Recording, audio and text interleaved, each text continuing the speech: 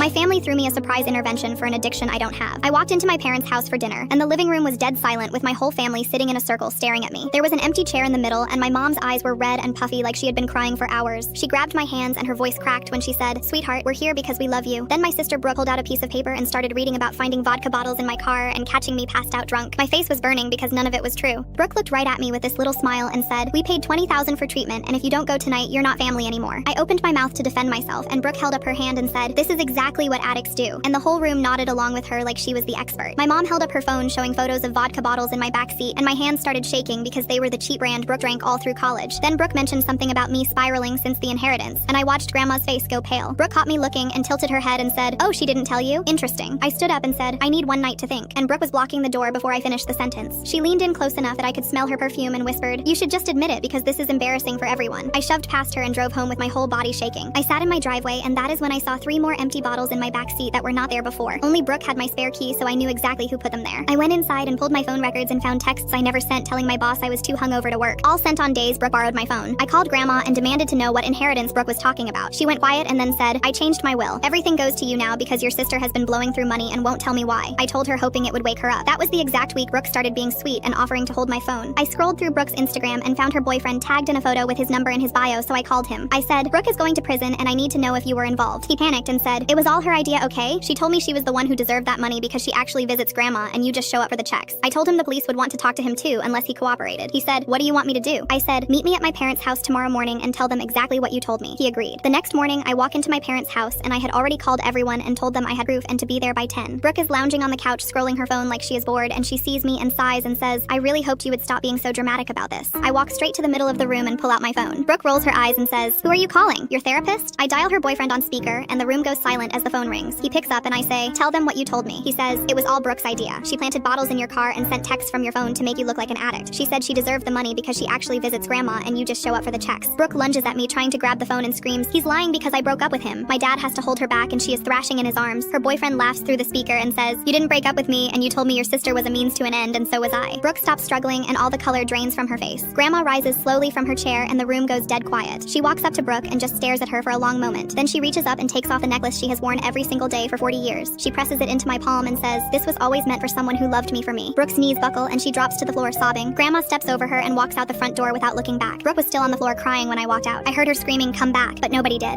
Click the link on the homepage to watch the full follow-up for free.